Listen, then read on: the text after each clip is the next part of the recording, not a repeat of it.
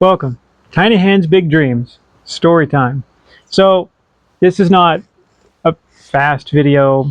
This is going to be story time. Grab a drink, relax. We have a ton of really, really interesting, funny stories. You'll probably spit some of your drink out laughing at some point. You'll learn something.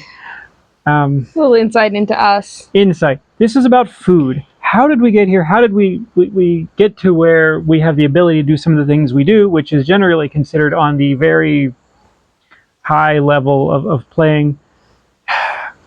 How did we get there from having no skills whatsoever? And there was actually some really interesting occurrences and insights that happened along the way. And if we share those, that might be inspirational. That might be useful. It's probably going to be funny and entertaining. If you have the time, this is a great video just to kick back, relax, and have a listen. Yep. It's a little dramatic. So, yeah, that was the chickens. The chickens lead into, I don't know if we talked about One was a rooster. Did we talk about the rooster? I don't know.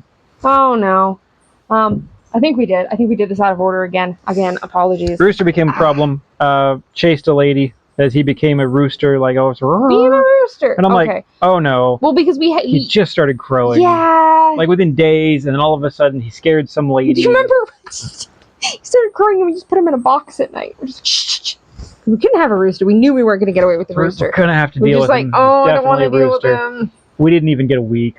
And no, we're talking about like giving him away to somebody and things, but then it became a medical incident. Fell trying to get away from the rooster. She thought she was going to be attacked and went over backwards, hit her head. Is a life flight helicopter thing to Seattle, something, giant medical bills. I'm like, I'm hosed. Oh no. It's not like it's anybody else's rooster. So this is, in the United States, how you end up in financial ruin. So I'm pretty sure the rooster has to go now. Any tiny event whatsoever. Yeah.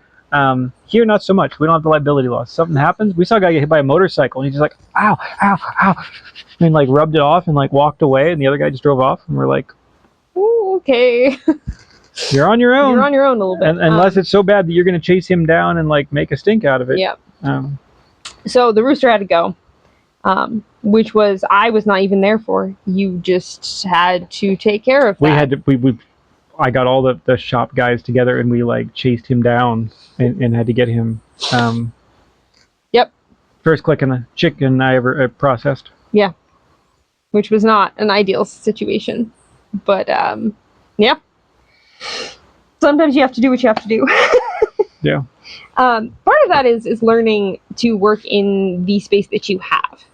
And in this case, it was a very small kitchen with a carpeted floor. It was a bus. God, I hated the carpet. It was terrible. Yeah. So that was, and at that point, I had a fifth wheel. So it was not only a small kitchen, it was two small kitchens, one family. Which sounds better. It was very complicated to make those things work. But there was distributed supplies. Why I have this over here and I have this spice. Why I have some oil? But when you have a small space, people make excuses all the time of what they can and cannot do in their small space. I couldn't do that in my kitchen. I couldn't this. I could not. And their small space is bigger than any space I've had. You processed in a full-size pig. Yeah. Many out of that bus kitchen. Most of the work that I've done as far as food goes has been in that kitchen. Because that was the majority of our time. It had one counter that was like 7 feet long and included the sink and the stove as part of that. And the other counter was just stacked coolers. Right. Which we made work. You make do with what you have. That was a lot of what we've done for the better part of a decade now, is just making do with what we had. And pushing those limits of like really pushing. Like how can we this without with this that and as far as like big food events. So there was the salmon. Because tuna was not enough of an experience. We decided, one of us on a whim, I don't really remember how this came up, that we were going to go, you had gotten the tuna from the harbor. Yeah. So we're like, okay, well, we'll just go get some salmon because it's Washington. It's everybody salmon. Is salmon everybody fishing. Has salmon. Everybody's showing up with boatloads of salmon. Salmon's good. We want salmon. I wanted to harken back to smoked salmon again. We'll do it. So we drive up, totally just expecting to go and get our salmon and go home. So some things have changed since the tuna, I guess. We're going to have, or maybe not. I don't know. Yeah, they maybe just got away with that. So there had been a change in the way that the harbor works there. Now, since the beginning of time and man, since boats were invented, people have gone to the boats to buy a fish. This is like a human right. This is just how it's done. Across the entire world. This is just what you do. So we go down, and people are looking at us weird, and they're thinking there's something, and I'm like, hey, do you have any salmon for sale? And they're just... Like what? Like, why all the weird looks? Everyone? Oh my gosh. Like, we're just getting stink-faced. People wouldn't even talk to us. I'm like, I just want to buy some fish off somebody. Like, it shouldn't be such a big deal. Finally, this one guy's like, oh yeah, well, I can't sell you any. I'm like, why? And he's like, well, and he tells us, he goes, so whoever's in charge of the port decided, or the docks decided that all those little shops that used to sell sails and fishing equipment things and ice and whatever, oh no. They tore all those down and they built all new ones. Now you can buy Chanel handbags and perfume and fancy watches and things, and there's little places to have bagels for lunch, and it's this like super ritzy little like strip mall sort of thing. But it's supposed to be nicer than that. I don't know. But like super high end, like it's very strange. Next to the fishing boats. It was a very strange choice that they made. But somehow and they passed laws, they cannot sell any fish. Now, and this is part of, Washington has a lot of things that it does entirely wrong as a nanny state. This is but one. They passed some law, you cannot sell any fish directly to a person. It must go through a middleman, they must be registered, there must be a thing, there must be government involvement, there must be many fees paid, there has to be a whole thing, something. You are not allowed to buy fish unless it's from a grocery store in Washington. You can't buy fish from the people who caught the fish. I also couldn't buy it from the middleman either, it turns out, because I'm not a wholesale account. So strange. So finally... I just want to buy the fish. So finally, the guy's like, you really want... I'm like, yeah. And he's like, all right. Like, we came all the way here for salmon. Yeah, so I had the Trader Joe bag, which the Trader Joe bag is in a lot of adventures. And he's like, just give me the bag. I'm like, okay. He's like, how many do you want? I'm like, I don't know. How big are they? He's like, I'll just get you some. Okay. So he takes the bag and he's like, oh, I'll meet you over there in the parking lot. Okay. So super sketchy. Like, he's shifty. He's looking around. He's things. He's like, am I on like some sort of hidden camera? It turns out there's massive fines. He could lose his license. He could be fined like $10,000. It's things. He could never be allowed to like be in the port to get like. It's ridiculous. Is and them selling fish to people really a problem that we have to penalize this more than like murder or something? Yep, Washington thinks so. Okay, rant over. So finally we go over in the parking lot. We're not doing anything. And the super shady, shadier than any drug deal I've ever been in, goes down. And I like slip the dude some money, and like not where people could see it, like palm it, like. And he hands us like a bag of fish and like just nods and like runs away, and not to his car or to his boat, like just like leave somewhere so nobody sees where he goes. Like it's so illegal to buy a fish. So we're just like I look at the bag. I'm like, just leave. Well, there's fish. Look at that. God, you got 4 or 5 salmon or something. I don't know. I ended up some money. I have no idea what we paid per pound. I don't think he does either. No, I think it was a decent deal. It probably was. He was being he was really just trying to be a decent human being and help us out. He understood that we just wanted fish. He understood that the entire system is stupid, retarded. Well, so we ended up we got our fish and we're driving home. I don't know what to do with salmon. What am I doing? What are you doing? But we had just done all these stupid, crazy things on a whim that I was just like, sure, we'll go do it again. And they worked out swimmingly well. So let's do it again. Let's do more. It'll work out. So we get back and then... You just have faith in me. You're like, I don't know, you'll figure it out. Yeah. You said you'll figure it out. So we get the folding table. Folding tables in a lot of adventures. Folding table, though. A little folding table. We still have it. And we set it up in the squish grass of Washington. And it's on a slight incline, and we get the hose out there, and we're like, okay, fish. And the fish just slides Did off you know the that salmon are slippery? The plastic table. On the plastic table? Chase it around. I didn't have the right knife. I didn't have anything. I didn't know what I was doing. I think I looked up some video on how to fillet it, and I'm like, oh, I don't know what to do. And there's Everybody guts, and I don't want to mess this up. I don't know somewhere. what I'm doing. Oh my gosh! At some point, it fell off the table into the grass. That's the Julia Child moment and we again. just kind of washed it off. And I'm like, it's fine. We'll just pick it up and move on. Oh man, that was fun. There are It's good pictures of salmon. that somewhere. Yeah. It was delicious. We ended up putting that in the freezer and eating on that for a while. It worked out well. Don't let people or things or silliness or laws stop you Okay, sometimes let laws stop you. in your like food adventure of life, of like to get like to what you want. If you let people stop you, you're gonna miss out. It's true. It's true. Well, I mean, if you talk about the laws around food, well, I would not advise breaking the law. There's like the raw milk is illegal to sell or purchase across most of the US and all of Canada, I think. It has to be not for human consumption, which we all know just means nothing, and we're all going to consume it anyway. It's completely ridiculous and arbitrary and silly. And that's my small rant. Did you say I rant? Mine was very small.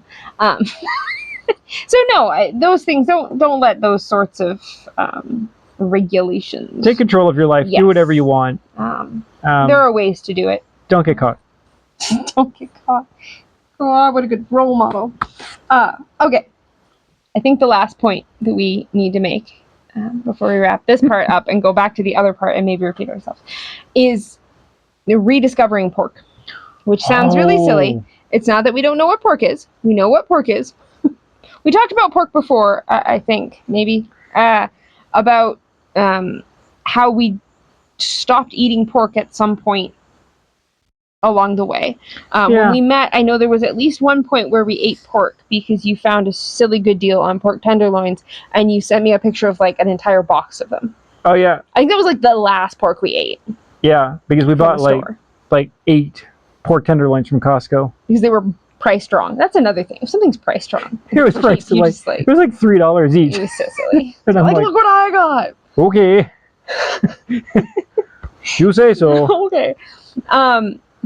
But we talked about this more in the I guess it was the pig butchering video, where we also talked about kind of our experience with pork and our goals here with pork, which is a good video. It has lots of good information.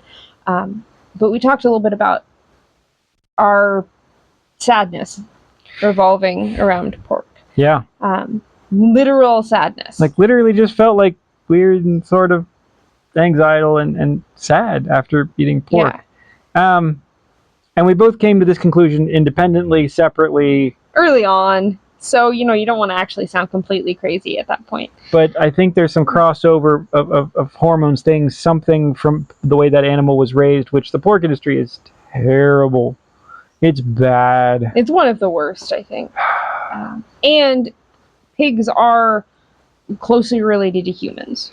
If you use a pig heart in a person, they're clearly closely related. Your body, you can live with that. It doesn't reject it. So my theory has always been that because of that, the hormones of the pig, the pork, are more easily transmitted? That's not really the right word. Some people will say, it's hormones things, something stored in the cells itself. Other people will just say it was the energy of the animal. I'm like, look.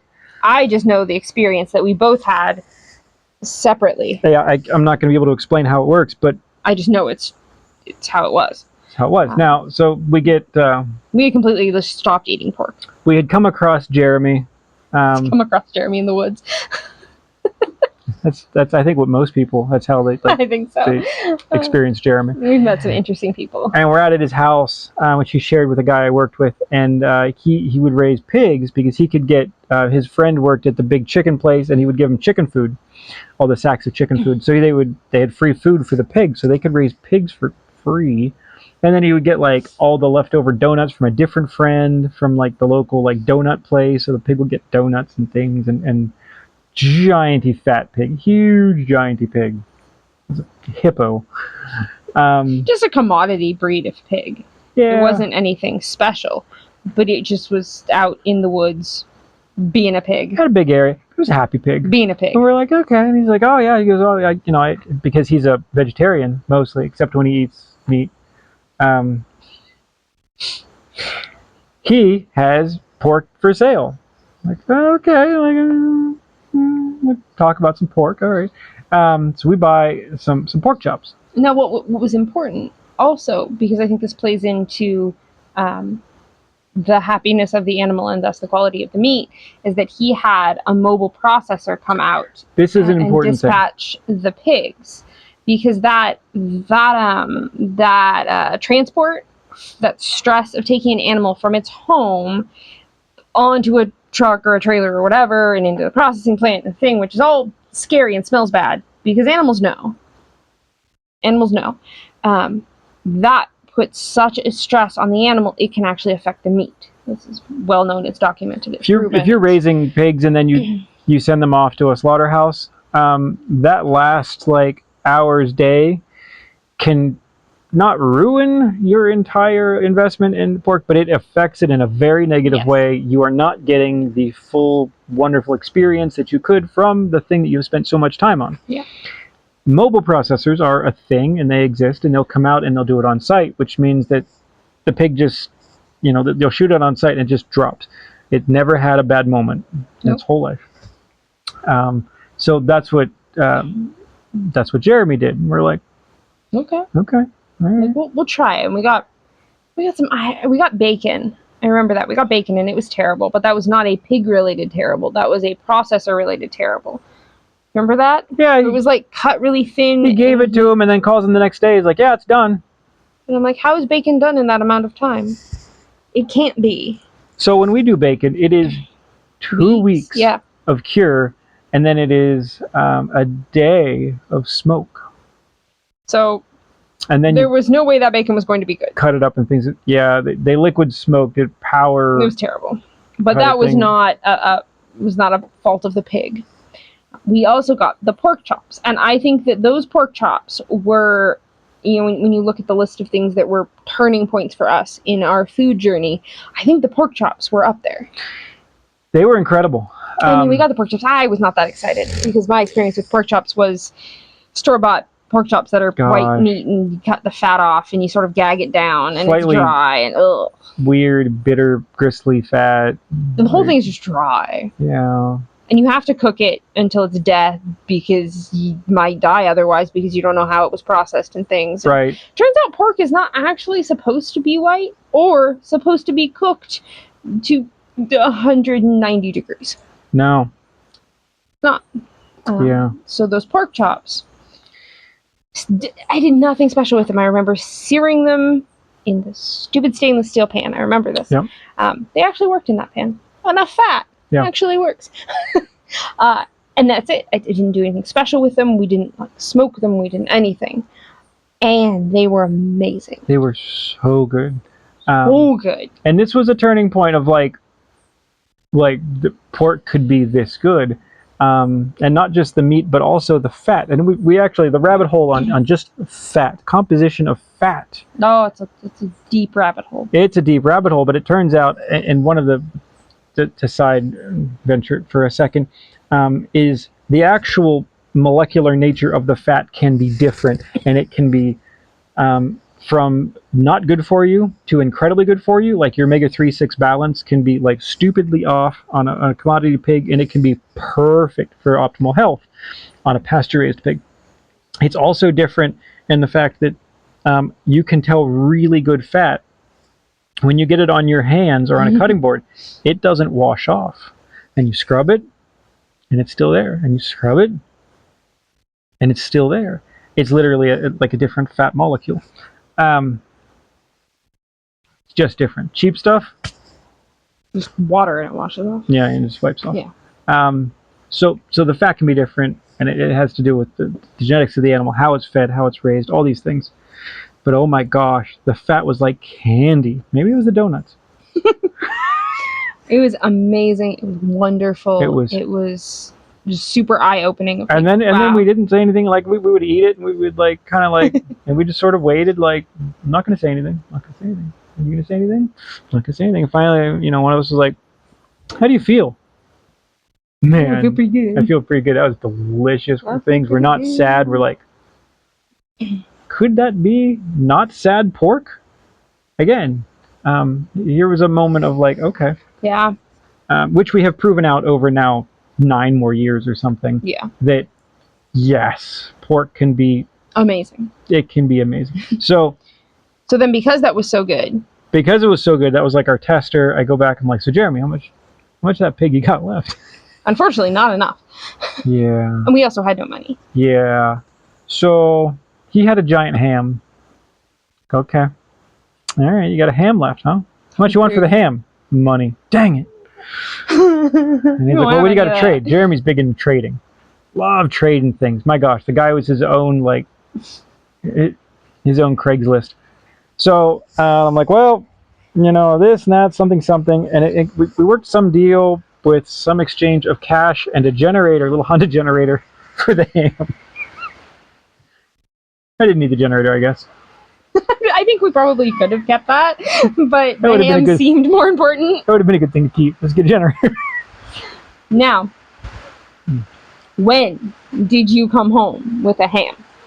I don't know. It was like... it was a random day. It was like some random Tuesday or something. It was the day that you got the ham. Which just so happened to fall on Valentine's Day. Which is just so I came home pleased as punch because we're foodies. And I'm like, ham! It's a good ham. It's from the good pig. I start laughing. I'm like, do you know what day it is? Because of course you don't. Because we don't holiday. We never have. You have remembered my birthday once. And otherwise, I don't care. Like, this is not it's not a negative thing. It's literally that we don't worry about it. We have our ways. We do things for each other. If there's something like that the other one really wants, we'll just get it things. Like, it's not like we need a birthday or a Christmas or something. It is when it is for the reason that it is. But when it happens to fall on a day where all the women are like, oh, I want flowers and chocolate and things, and I'm like, no, I got a ham.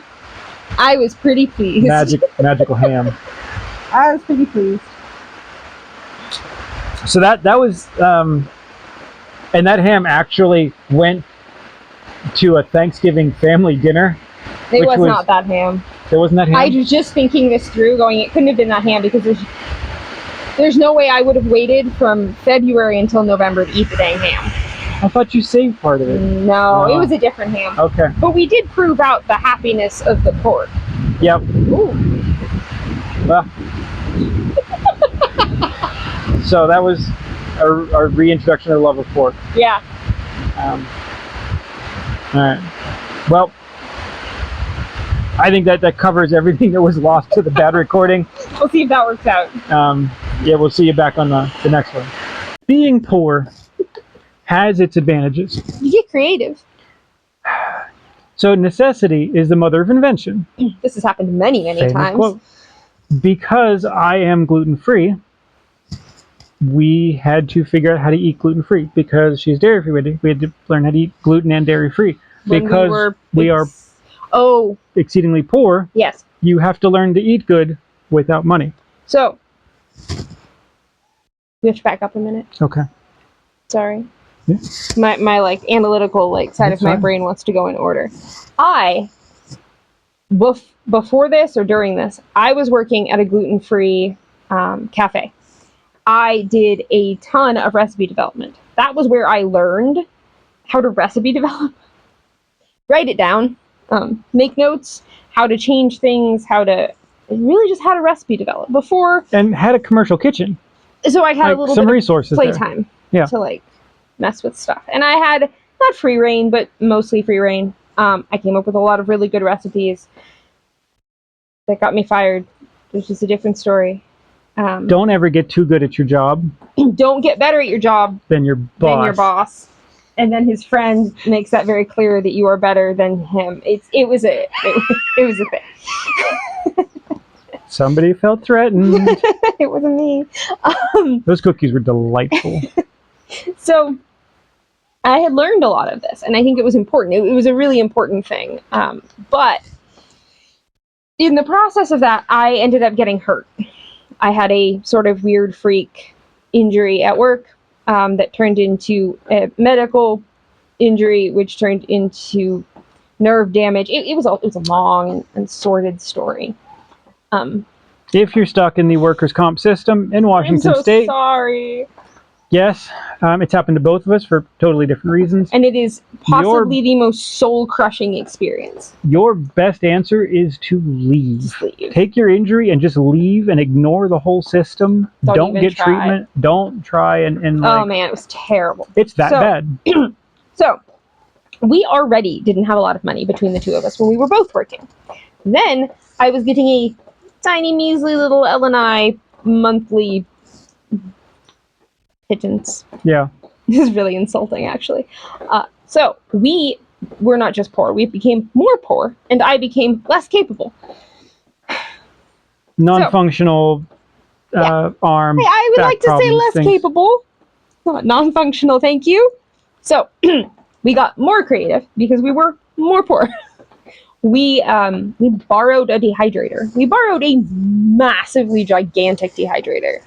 From the same guy that I borrowed the smoker originally that I made the salmon that won her. I borrowed his dehydrator as well, and it was an old 1970s. We have a much better dehydrator now, but it was just it's a box. It has trays. It has a 1500 watt heater and a fan in it and a door. And it's loud. And it takes a ton of power. We were paying for our power. Yeah. So, we used what we could. We did what we could. He let me use it for free. We got a ton of free fruit that summer. There were blackberries there that we picked. We would get free plums from people. I knew people up in Bellingham. There's websites that actually specialize, and people would just list, I have a tree and the fruit is just ripe and falling and I don't want it all. And there's websites you can go to and people can coordinate. So we hopped on that train.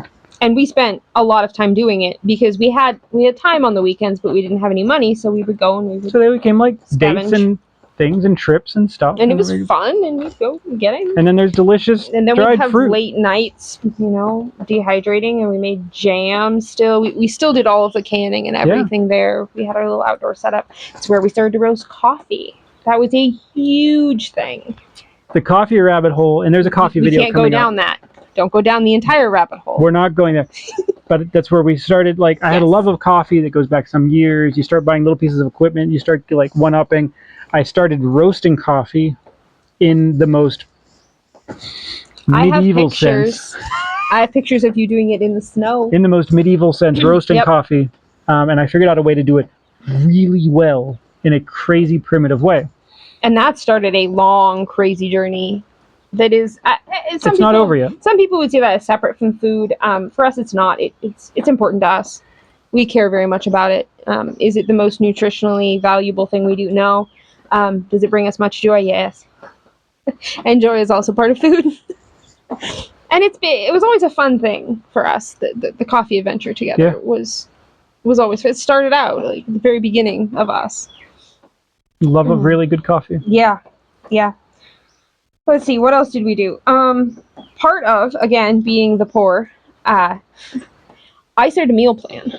In fact, I think I was meal planning far before I lost my job because I was busy. We were busy. And I was trying to feed people. And we also were not living together in the bus. So for many years, I had a trailer across the way. And there was the bus, and there was a lot of planning and contingencies of what thing was cooked in which place, which night, and what ingredients needed to be where. And then and sometimes they would run back and forth. And I would work all day, and then have to come home and cook and things, and try to put all of these pieces together. And I had never meal planned before. I always just bought stuff.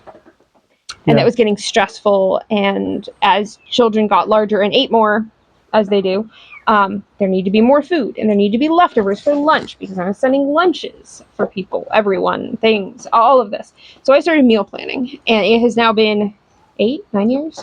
So her level of meal planning has gone from, let's give the comparison of, you learn to play the recorder in school. Right, okay. At some point, that person advances through their musical studies, and you see them performing a full solo piece at a concerto of Mozart.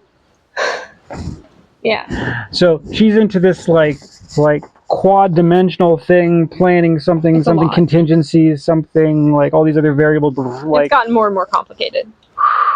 But it started simply with, what do we want to eat? And then I would go to however many stores it took to buy those things. And that's how it starts. Also, not the cheapest way to do it, but it's how it started. It's the only way I knew how to do it. So I started doing that. And it helped. Yeah, grocery shopping, that's where it started to, like, we have to go to 6 stores every week. Yeah. To get the sales, the things. No, I wasn't even sailing yet. And we had to get to Trader Joe's. I wasn't even doing sales. I hadn't even figured out how to be cheaper. Only if it happened to be on sale. It was just happened to be. Right. Yeah, and the planning to only hit it when it was on sale, that was a level of difficulty that came later. So the big thing that happened when we lived there, I mean, big, there's lots of things, but we took our California trip. Yeah. A road trip. All right. Road trip with children. Road trip to California with children. That's fun. Foodie style. It's not fun. Okay, it's not fun. It was camping most of the way. It was camping. Fun. It was a lot. We had fun. We camped. We saw stuff. Now, I menu planned for the whole dang thing because we can't eat out. And if the children don't eat well, it will be worse. Both of them. Slightly differently. But important. They both have to eat correct foods on a schedule. And children just need to eat constantly when they're bored. It's a fact. So, you have to have something to give them all the time. Stick it in your face, shut up. It's a road trip. So, I had planned the entire thing. I had made things ahead of time. I don't even know what I made. We were rack-packed, stacked, and there was contingencies, and there was things, and there was lists, and there was backup plans. We took all of our coffee supplies because we were not doing this without coffee. We take our coffee supplies everywhere. Everywhere we go. And we wanted to be able to grill meat. We wanted to be able to heat things. Now, this was going through Washington, Oregon, and California in the height of summer where there were just wildfires. We weren't sure we were going to make it driving through wildfires. There's literally wildfires like washing over the highway at some point. So there's burn bans everywhere, and I'm like, oh my gosh, how are we going to eat? There's like zero open flame at all, period. Like, eat cold food. I don't want to eat cold food. I don't follow rules well. I also... you like to bend them. I like to bend them a bit. A lot. I'll bend reality if it suits me. So I decided we're taking meat box. We're taking the pellet grill in my little Mazda sedan. I'm going to bolt it to the back of the car. We didn't have room to actually put it in because we got all the other junk. It's a grill. So I made a mounting plate. I bought a trailer hitch. It was like an extended trailer hitch, and I built a mounting plate, and I remounted the pellet grill to this plate that plugged into the trailer hitch, and I ran the wires, because it was a portable unit, it was already 12 volt capable. I ran the wires inside and wired it into the car's trailer lights. I now have a functional pellet grill that I can use while I drive or when we stop. So we get to this one, gosh, where were we? We were in Oregon. We were in Oregon. I couldn't tell you where exactly. Some campground. We roll in late. Place is packed. We had a reserved spot. Sweet. So we tent, we thing, we stuff. We get up in the morning. Gonna warm up some breakfast. So I, in the place where it is dry as a bone in a full burn ban, in view of the ranger station, surrounded by a full campground of other people eating their completely full. Eating their cold oatmeal and power bars, fire up my pellet grill that smells for the world like bacon. Oh, it's just smoky and delicious and wonderful. There's mesquite. We've made a lot of people unhappy. And it just starts smoking. When it first starts up, it's a little rich on the smoke. Thick, glorious smoke just starts just filling the entire campground. Wood smoke with bacon. Now, this does not get us nice looks. One, we're blatantly violating the rules. Two, you have bacon, and nobody else does. Ranger at some point, of course, somebody goes and tells Ranger. Ranger comes by, cruises by. The grill's not open flames. Not open flames, fully contained in the pellet grill. Cooked our little things, acted very smug. Backed up. Had our deliciousness that hundreds of other people couldn't have because they didn't do that. We're nuts because like that. We're crazy. So the crazy people get to eat the good stuff. Yep. We were feeling pretty smug that morning. Pretty smug again. Pretty Brought smug. back memories of the ski trip. So. Pretty smug. Yep. Yes, food is important to us. Food is important. So, California trip, we get back, we stop, life goes on, we move again. Yep. We move out further to the foothills of the Cascades. Grandy Creek. Did some weird things. And that was a really fun time. Now, I was in immense amounts of pain at this point. My injuries had gotten worse. It was bad. I was actually seeing a chiropractor many hours away, so that was most of my life at that point. We were more poor. We continued the poor downward because savings had run out. Everything. We moved out to Grandy. At that point, we were living together in the bus. And I was offered the maintenance manager position there, which included the overwinter to a bunch of projects when the place was closed. So we could spend the whole winter all by ourselves. We had the whole campground to ourselves. It was honestly. We're gonna have to put a Grandy Creek tag on this because if you've ever stayed at Grandy Creek, some of this is gonna be interesting to you. Oh boy. We'll put up pictures. So. Besides driving the golf cart around in the snow, towing the kid on the sled, and making him do mad donuts, and some other crazy things. We had good times. We had the bright idea. Are you going there yet? Yeah. We're not going there yet. You're going to have to wait for that. I wanted to talk about the food bank. Oh, the food bank. An insight into the way my brain works, my childhood. I didn't have money growing up. Family never really had money. For brief snippets, we had enough. Most of the time, not. I knew how to be poor. I did not, however, know how to accept assistance. I was very much against a food bank for a long time. I was like, this is embarrassing. It's a prideful thing. I finally broke down and was like, well, I'll just go see, expecting very little of it. Now, where we were happened to be one of the best food banks, possibly in the country. I don't know. It was fantastic. It was very unique because of where it was located in Skagit County. There's a lot of farming. It's farmland. So not only did you have all of the normal packaged products, leftovers from stores, things, which are questionable. Some are good, some are not. Yeah, pullbacks and things. You also had just giant amounts of produce, like pallets of produce. We had, at one point, pallets of fish. Pallets of pumpkins. Pallets of... Because the fish, you're not far from the ocean and things, and they'd have been flash frozen. It's not right. The glazed. The glazed on boat. It was still frozen. Man, I got a lot of that. And so it became not only a way for us to eat and eat within our constrictions of diet, it also really taught me how to use what was there for me to use. This is an important lesson. Not just go to the store and fill the list until you get the things. Which is what I had always done. To do the menu planning of, let's add a level of difficulty of, you can't plan that out until you get the things, and everyth's a random box. And I like to reckon this too. MIT, I don't know if they still do it. They used to have a competition in robotics. I always wanted to go and take part in it, where they give you a box of parts, and there's a robot competition in the near future, and you have to build whatever you're going to build out of that box. Everybody gets the same box of just like hundreds of different little random parts. That's all you get. You don't get to go buy a thing, this and that. It's not about money. It's about you have to be creative with what's in the box. And I think it's an important exercise. Again, necessity is the mother of invention. This is what we have. Now, what can you do with it? Yeah. Stretch. Oh, yeah. I came up with some weird random food, and it worked. All of a sudden, like the normal things our family ate, there's more of those. There's this, there's that. I can change this. I can move this to that. I can... And then And then sometimes you get, and they would just say, you take however much you want. And I'm like, sometimes there's bounty. But I'll take a lot. Yeah. Are you sure? Because I'm not someone who's going to take some. I'll take it, but I'm really going to use it. Like, I won't waste it. I can use it. Like, I will put this away in the freezer. And I mean, we were honestly probably doing that weekly for almost a year. Well, maybe we weren't there a year. However long we were there.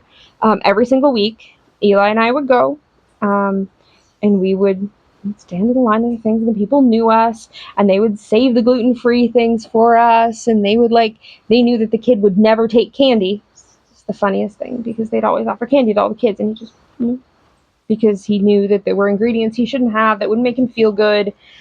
And finally they figured out that they could offer him fruit, and he would be very happy. So it was a big deal to us. It was a huge help. And we got a lot of important nutritious food. We also got those treats that we were absolutely never going to afford.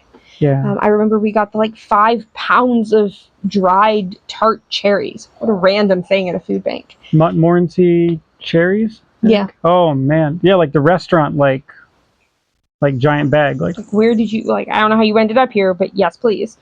And that was, it was honestly a very important thing for us. Can't say enough nice things about the people there at that food bank. If anyone's from there or you know them, gosh, thank you. They're good people. Yeah. Yeah, and that kickstarted a lot of what I've ended up being able to do here, with not always having the ability to just go to a grocery store, buy the things that you want. I couldn't do that. So I learned a lot from that experience. That was an important life skill. It was. Other important life skills. What? Pig! Okay, so we're out there by ourselves all winter. What can we get up to? Shenanigans. Oh boy. What? Let's get up to shenanigans. Oh boy. Shenanigans. So, sometimes you peruse the Craigslist.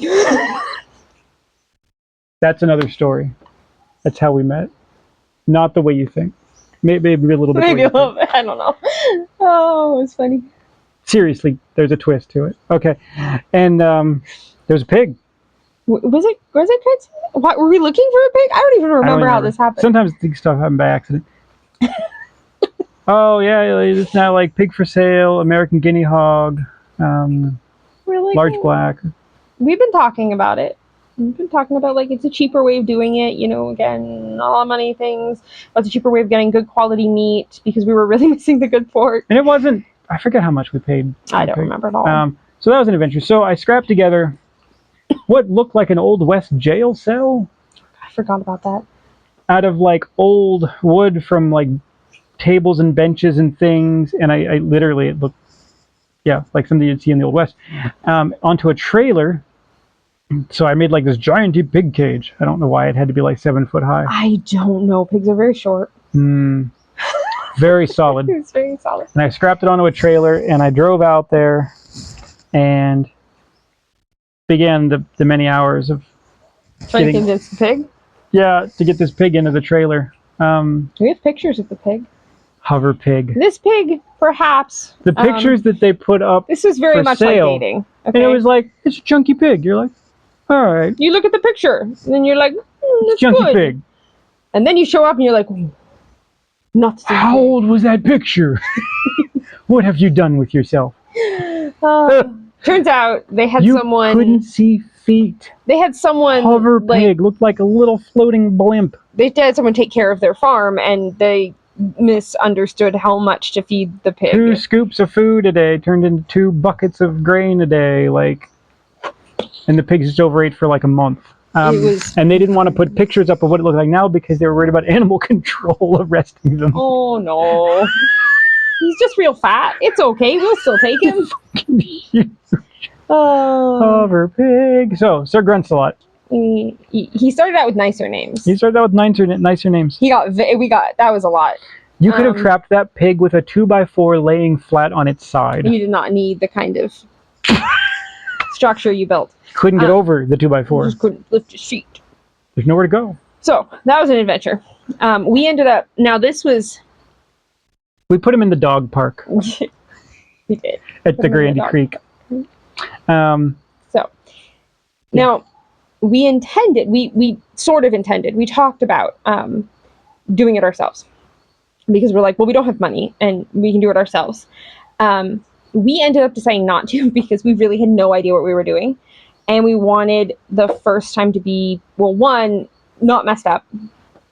Two, we wanted someone to show us how to do it. A one-on-one, like, do you know those videos? And people have them out now where they show, like, we're going to do the whole thing of your first, animal, and we're gonna shoot it, we're gonna process it, we're gonna show you how to do it, and you're like, okay, those didn't exist like that. No, this was before that. So because we had been looking at good knives because we just had whatever knives we had, and none of them were really right. Right. Now we had decided not to, and I had found someone to come out and do it for us, as a mobile processor that would come out and do it. But you still bought me the knife. And I was so excited to see that package. And that was the first Victorinox knife that started my whole collection. It was a very exciting day. Yeah. I was so excited. It was the best present ever. For people that had no money, like a $18 knife or whatever it was like, that was all of our extra money for like a month. Kind of big deal. It was great. It was a big deal. Still love it. But we did have he was a professional butcher in the local area. Nice guy. Travis. And he came out and we wanted him to like teach us as much as he could and show us. And I think the reality is, if it is what you do and you just do it, he was not a teacher. I mean, I wouldn't be able to teach someone how to do it. Your first time, like just watching a thing, you're like, what is happening?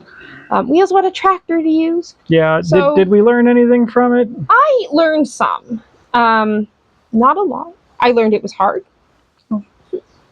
We weren't even attached to the pig. We only had him a couple days, and it was already very hard. So I learned that part. That's it. Yeah. There was a lot of fat. We got the best lard ever out of Sir Grunsalot. Ever. And a lot of it.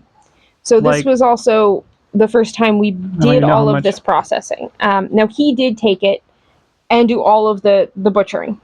And vacuum bagging. And bagging and things. And I remember him saying, like, no, I really didn't take any of your pig. It was this small. So we're like, how much meat are we going to get out of it? And he's like, and he took pictures. He's like, I don't want you to think I'm cheating you. And he took a picture of his little, 6-inch knife next to a pork chop. Now the pig was big. The whole pork chop. He was just a tiny little pig. And he's like, I've never seen one this small in my whole life. Like, there's a little tiny pig in this giant fat blimp. Stop. Are you happy to have pig? I'm so happy. Take a picture to me. I love piggy. Alright, let's get cleaned up. I love bacon. Because bacon is delicious. Oh, that's... So we did do all of our curing, though. Because we told them, we want to do all of that. We'll do pieces of it. Now, our curing did not go well. It turned out okay. It did not go well. We did not know about the equilibrium brine. We were not salty enough, too salty. We'll wash it. We'll re-cure it. We'll do that. It wasn't perfect. It was good. This is when I learned to render lard. This was stressful. Very stressful. Don't want to mess it up. So this was kind of where we learned all of the beginning parts of pig processing after butchering, which was important to us. We also, so fast forward just a tiny bit, this is also where we put a freezer in the bus. Because we were moving and we had so much in 2 freezers there in the shop. Because we had sort of settled ourselves a little bit there. There was an old kitchen stand-up freezer that had gotten moved out to the shop that I plugged in. There's a chest freezer. Yeah. And we'd filled it all with all those things we had gotten from the food bank and the pig and the things and the elk. Do you want to talk about the elk? We have to talk about the elk. Okay. Life lesson. So when poor, you take what is offered to you. You say thank you. And you're very grateful. However, sometimes you should be discerning to make sure that you don't change your life forever. So we got this elk. Came in a trash bag, giant, which was a bad first sign. Giant lumps of elk. The guy was Jeremy? Jeremy. He's a friend of Jeremy's. And Jeremy's like, well, my friend gave this to me for my family to eat, but I'm a vegetarian. Sort of, kind of. So I'm not going to do anything with it. Do you want it? We're like, oh my gosh, like, that's red meat. We don't have any, like, yes. 40, 50 pounds or something. For free. Of like, go get it. Of like elks. I'm like, yeah. We'll deal with it. We get it. Mm-hmm. And we do other things, and we... Wasn't frozen? Yeah, I think it had been, like, it was all wadded together, so I think it had been, like, frozen and thawed, and, like... And even after, like, sometimes, like, it was still not frozen in the center. Because it was just all, like, wad. So anyway, so we get it, okay, we cut it up and things, we clean it, and if there's some bad, we try to cut it away, we try to do the best we can. From that whole experience, we ended up with H. pylori, which is a bacteria that lives in your upper stomach. We did a video about our experience and how we were working to cure it this many years later. So more than half the population has it. Most people like don't notice the ill effects, or the ill effects are minor. With me, they're less. With her, they're more. It is life-changing, debilitating, could lead to stomach cancer, things, something, headaches, swelling, joint problems. Watch the video. We'll if you have a litany of like unresolved medical issues, watch the H. pylori video. Might help you. So that was just an interesting... I'm not going to say don't take the free things. We didn't know better. Nobody knew. It can just happen. We had no idea. So we did it. Yeah. We're still dealing with that. Now, did we go on a vacation? Oh, yeah. It is the only vacation. I mean, I guess California was vacation. We went to Hawaii. We did not pay to go to Hawaii. My little brother was getting married, and at some point early on when he announced it, I'm like, oh, you should get married in Hawaii. And he's like, what? No, that's silly. And I'm like, you should get married in Hawaii. And I just sort of like put the idea in his ear, and then I hear back like 6 months later, yeah, we're gonna have the wedding in Hawaii. We had a family vacation to Hawaii many years earlier, and I really liked Maui. I had never been. So my mom paid for the trip. So the three of us, four of us, were supposed to go. That's another incredibly long and sad story. Rowan was not able to go. So the three of us go to Hawaii. We get an Airbnb. My mom asked me, like, do you want a hotel room or do you want to do something? She knows we're a little off. We don't like it. We're a little off. They're staying in the Hilton, the thing, and the big fancy hotels down on the big hotel strip with the big fancy stores. I'm like, I want nothing to do with that. Honestly, we found ourselves a really nice little Airbnb. It was great. It was imperfect, as all are, but it was good. Had a full kitchen, had a yard, had a thing. Was like, you know, like you could see the ocean from it. Like, it was great. The guy seemed really nice. It was lovely. So what was the first thing? It was the same price. What was the first thing we did? Because we are us. So we show up. My mom was already there a day or two. She's like, oh, okay, so you're here. Like, what are you going to do? I'm like, we're going to get a fish. Because we're in Hawaii. And there's fish here. That was our first goal. So we start calling around like, we're trying to buy a fish. Like, where do we get a fish?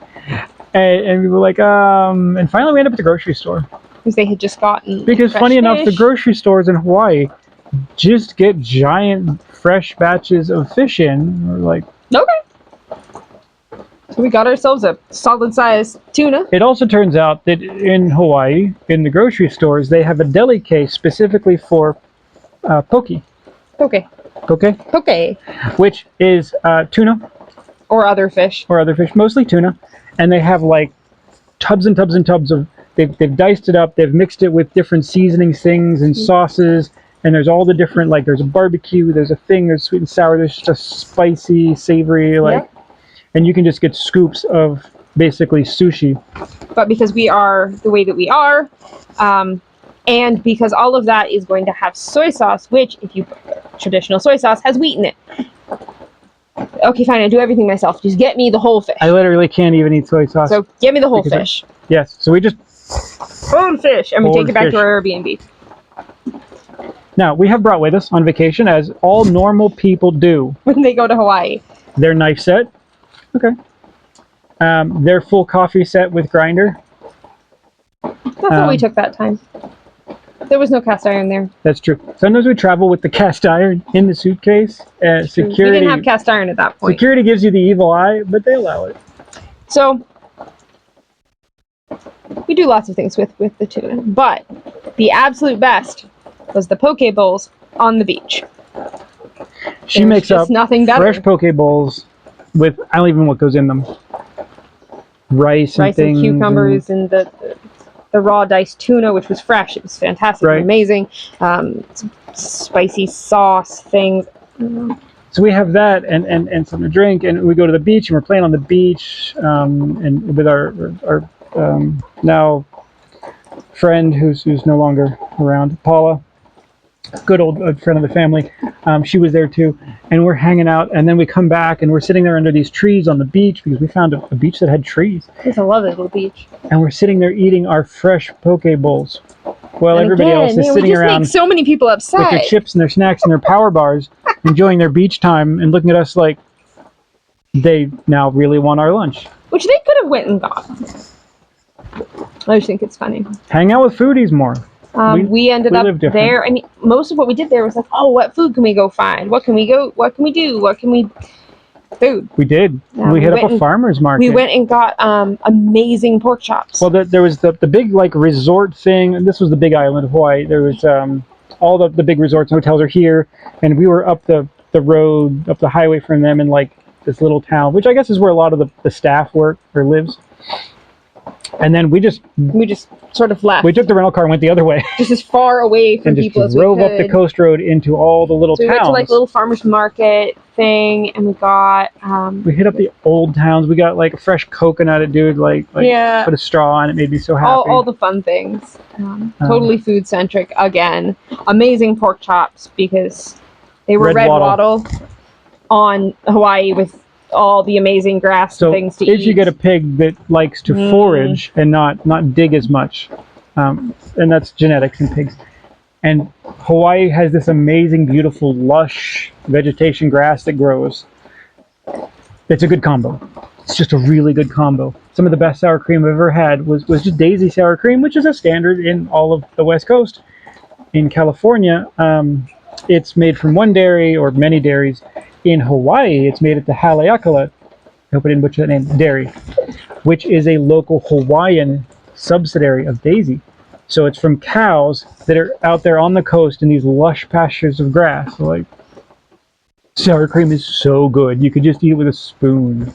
Like, it's just different. It's literally, once you trace food back and you improve its origins, you've improved your food. We were so enamored by the entire pork experience there. I think that was a total rekindling of like, we need to do this. We need to make sure we can have this kind of pork. The pork journey was long and sorted, but that was definitely we thought we were going to have red wattles for a long time because of that. Like, it was so good. We really started looking into genetics and things and understanding pigs to raise one day. That was a fun trip. So fun trip happens. We go back to real life. It's harsh. That's rough. Nobody likes to see that. And then we move again. Now, this is not a particularly pleasant year of our lives. It's not terrible. Nobody died. We're fine. We had to panic move. Part of my injury thing was I developed a sudden thing to Western red cedar, which has Thuja plicata. Plicatic acid is the thing in cedar that makes it not rot, makes it bug proof. It also is highly dangerous to people. I was sanding with it for projects there making fine woodworking. The fine dust, I inhaled it, I got it in my eyes. Boom, chemical sensitivity. Chemical sensitivities get worse every exposure, and unlike an allergy, you can't treat them. So it was basically we ran away. That's it. The entire northwest coast is off limits to me now. So we ran away to Colorado. So you had a job offer, things. It was what it was. And they didn't have cedar. It was what it was. Colorado Springs, not our favorite place. Every time we talk about it, we're just like, it wasn't great, just move on. It really wasn't fun. We didn't enjoy it. Honestly, it wasn't productive in any way for us, except it got us out of where we were.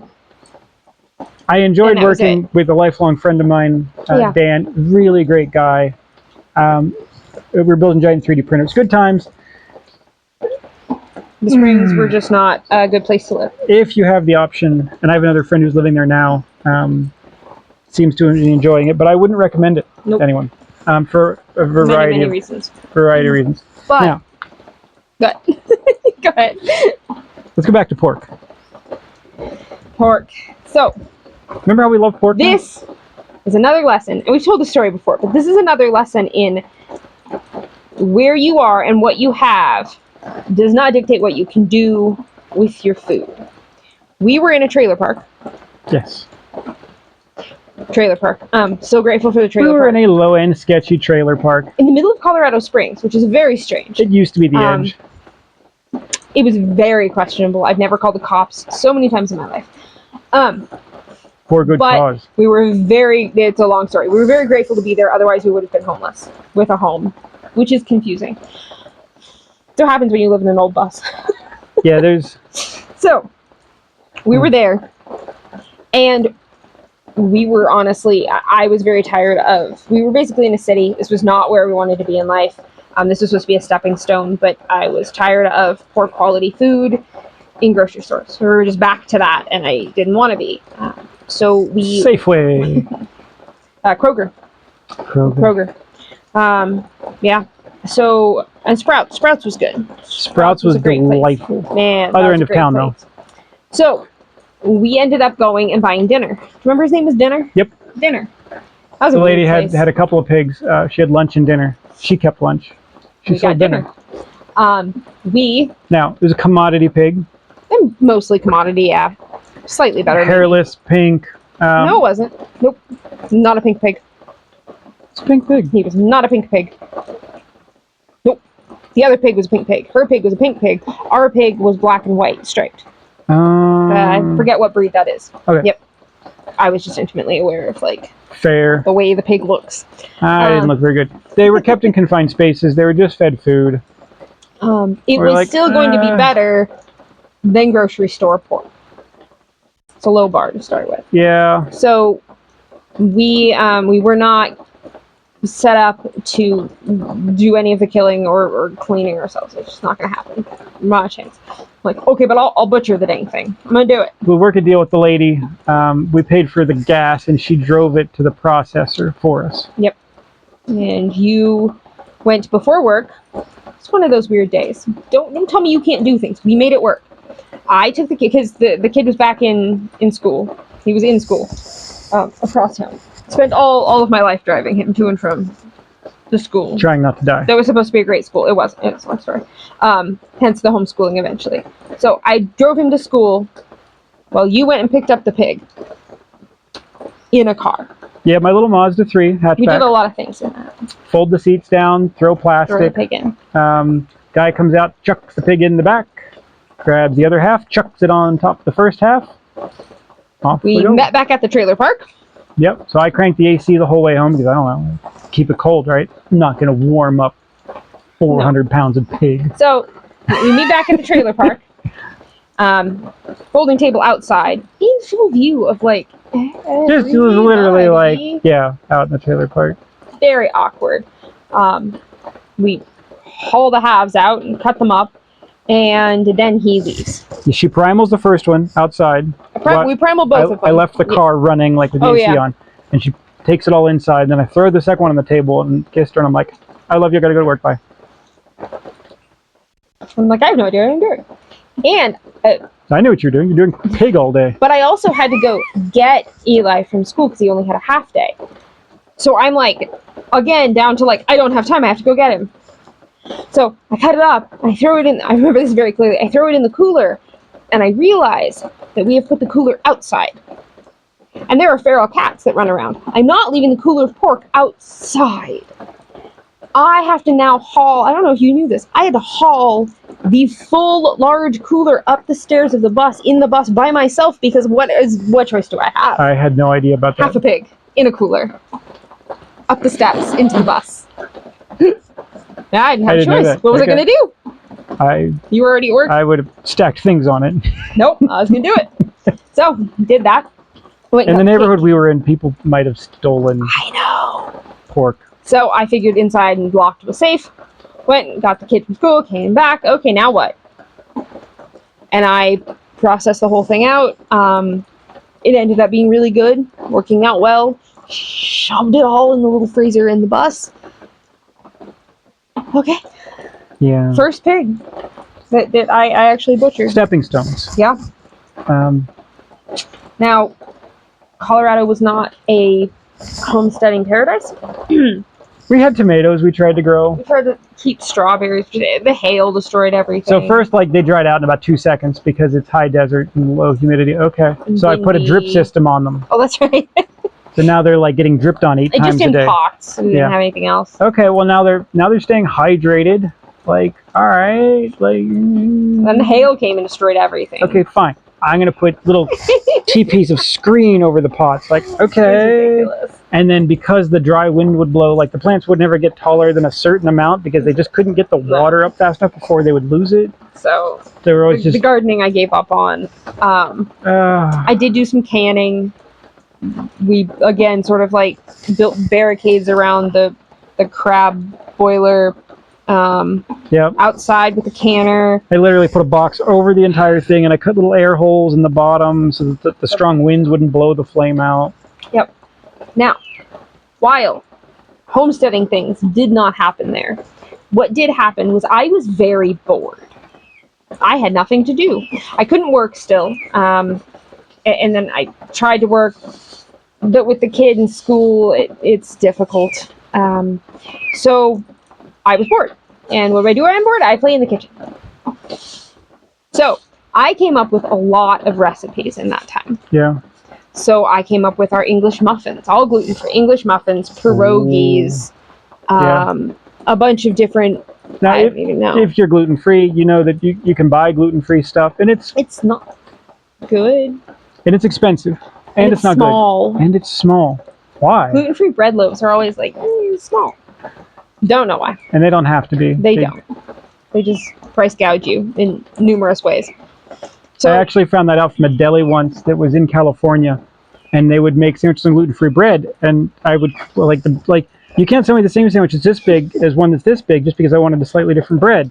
So they just told the bakery, make the gluten-free bread the same as the other bread, and they're like, well, like it's not a good marketing thing to do it that way. They're like, we just need to make sandwiches. So the bakery was supplying the gluten-free bread in the regular bread size. They could make a regular size sandwich.